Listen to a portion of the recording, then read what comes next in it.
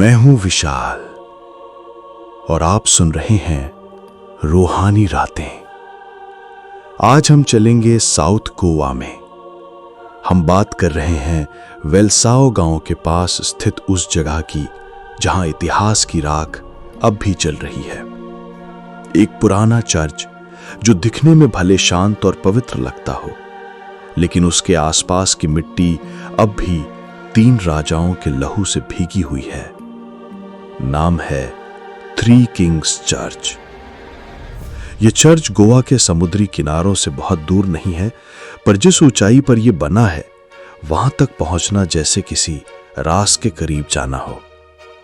कहा जाता है यहां की हवा में अजीब भारीपन है।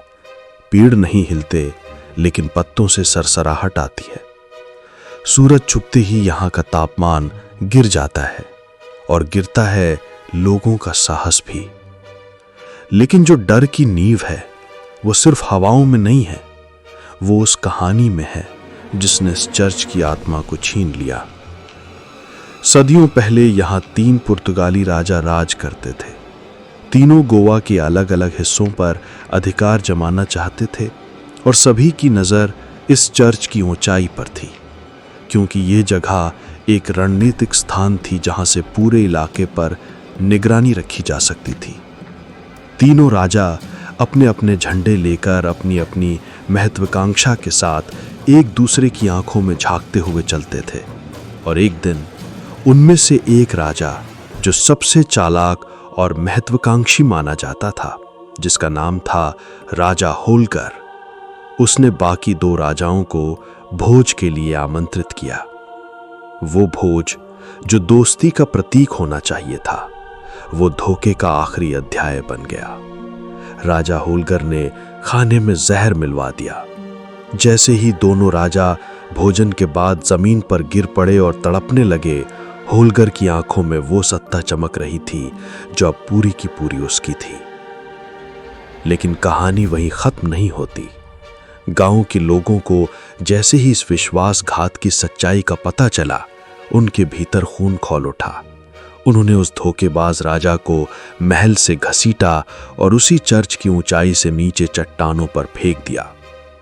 तीनों राजा 2 हत्या का शिकार, एक हत्यारा उसी जमीन में दफन कर दिए गए जहां आज ये चर्च खड़ा है। एक ही मिट्टी में, एक ही छाया में 3 आत्माएं जो शायद कभी चैन से नहीं सोईं। और शायद इसीलिए आज भी इस चर्च में अजीब घटनाएं होती हैं। लोगों ने बताया है कि शाम के बाद अक्सर चर्च की घंटियां खुद ब खुद बजने लगती हैं, जबकि चर्च का मुख्य दरवाज़ा सदियों से बंद रहता है और उस पर भारी ताला लगा है। कुछ स्थानीय लोगों का दावा है कि उन्होंने 3 साए देखे हैं जो चर्च के बाहर वेदी के पास खड़े रहते हैं, मानो वो अधूरी बैठक के लिए बुलाए गए हों। वो आवाज़ नहीं करते, लेकिन उनकी मौन उपस्थिति हवा में ऐसी सरसराहट पैदा करती है जैसे कोई रेशमी कपड़ा घिसट रहा हो। वहां जाने वाले कई पर्यटकों ने बताया कि उनके मोबाइल फोन की बैटरी अचानक पूरी तरह से खत्म हो जाती है या कैमरे की खींची हुई तस्वीरें अपने आप डिलीट हो जाती हैं। एक स्थानीय गाइड ने बताया कि एक बार उसने 2 विदेशी पर्यटकों को चर्च के अंदर जाते देखा। सूरज ढल चुका था। आधे घंटे बाद जब वो हाफते हुए लौटे तो उनके चेहरे पीले पड़ गए थे। उनमें से एक महिला सिर्फ इतना बुदबुदाई, "They were watching us from the altar. They never blinked." कौन थे ते? कोई नहीं जानता। लेकिन चर्च के अंदर उन 3 कब्रों के पास खड़े होकर अक्सर लोगों को अपनी गर्दन के पीछे ठंडी सांसें महसूस होती हैं।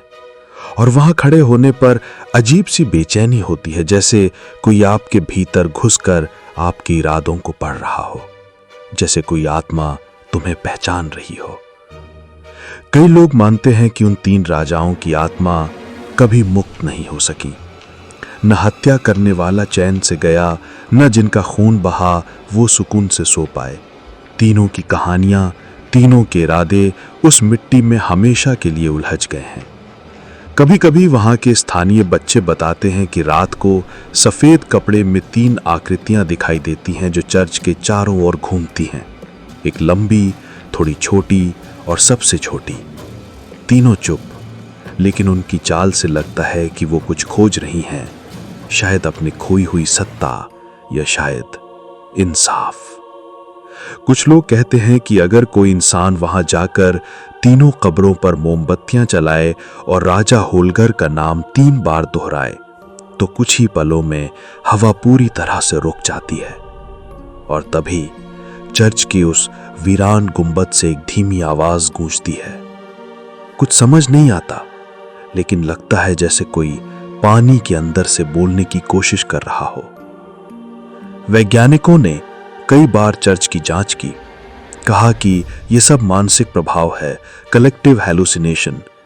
लेकिन मनोविज्ञान हर उस दर्द को परिभाषित नहीं कर सकता जो बिना आवाज के सांस लेता है। एक और अजीब बात, चर्च के पास एक पुराना कुआं है जिसे राजाओं का कुआं कहा जाता है। वहां जाने की सख्त मनाही है, क्योंकि जो लोग रात के वक्त उस कुएं के पास गए, उन्होंने वहां पानी में सिर्फ अपनी परछाई नहीं बल्कि 3 और परछाइयां देखीं।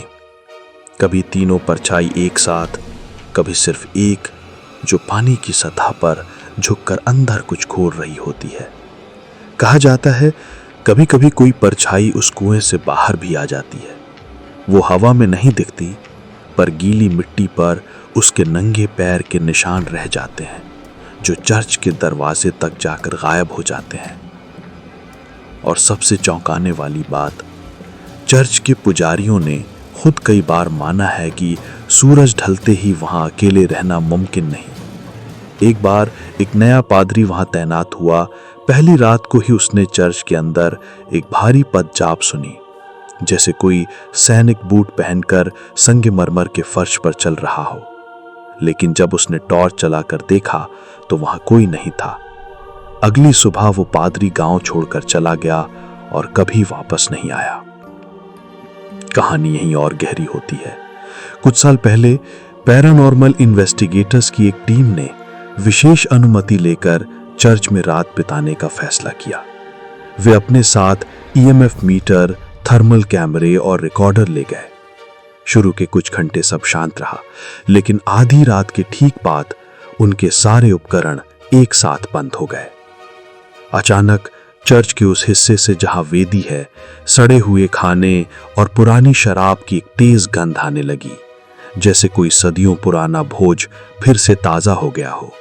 तभी टीम के एक सदस्य ने एक स्पष्ट आवाज सुनी, किसी मेटल के ग्लास या चैलिस के फर्श पर गिरने की, और फिर एक घुटती हुई सिसकी। गांव के बड़े बुजुर्ग एक और कहानी सुनाते हैं। वो कहते हैं कि गांव वालों ने धोखेबाज राजा होलगर को सिर्फ मारा नहीं था, बल्कि एक स्थानीय पुजारी की मदद से एक प्राचीन मंत्र का जाप करके तीनों राजाओं की आत्माओं को हमेशा के लिए उसी जमीन से बांध दिया था, ताकि न तो हत्यारे को कभी मुक्ति मिले और न ही पीड़ितों को। वे हमेशा एक दूसरे के आमने सामने रहने के लिए अभिशप्त हैं, अपनी अधूरी लड़ाई लड़ते हुए। वो टीम जो रात बिताने गई थी, सुबह होने से पहले ही वहां से भाग निकली। उन्होंने बताया कि अंधेरे में किसी ने उनके एक सदस्य के कंधे पर बर्फीला हाथ रखा और उनके कान में एक शब्द फुसफुसाया, ट्राइडोर, यानी गद्दार। इस चर्च की कहानी सिर्फ एक साजिश की नहीं है, ये सत्ता की उस भूख की है जो मौत के बाद भी नहीं मिटी, धोखे की उस सजा की है जो सदियों बाद भी जारी है, और उस दायरे की कहानी है जो मौत के बाद भी खत्म नहीं हुआ। हर साल कई जिज्ञासु लोग इस चर्च को देखने आते हैं। कुछ सिर्फ तस्वीरें लेते हैं, कुछ इतिहास जानने आते हैं, लेकिन कुछ ऐसे भी होते हैं जो वहां रात गुजारने की कोशिश करते हैं। अब तक कोई भी सुबह होने तक नहीं रुक पाया। कहा जाता है आज भी पूर्णिमा की रात को अगर आप चर्च की खिड़की से अंदर झांकें तो आपको 3 धुंधली आकृतियां दिख सकती हैं। एक वेदी के पास खड़ा है, हाथ में एक प्याला लिए। दूसरा फर्श पर घुटनों के बल गिरा हुआ, अपना गला पकड़े हुए। और तीसरा दरवाजे के पास चुपचाप खड़ा है और आपको देख रहा है। अगर आप कभी साउथ गोवा के वेलसाव गांव जाएं और दूर पहाड़ी पर एक अकेली चर्च की आकृति दिखे, तो याद रखें यह सिर्फ एक इमारत नहीं है, ये 3 राजाओं की असल और आत्मा से भरी हुई एक जीती जागती कब्र है। मैं था विशाल और आप सुन रहे थे रूहानी रातें। अगली बार फिर मिलेंगे एक और अनसुनी कहानी के साथ। तब तक के लिए शुभ रात्रि।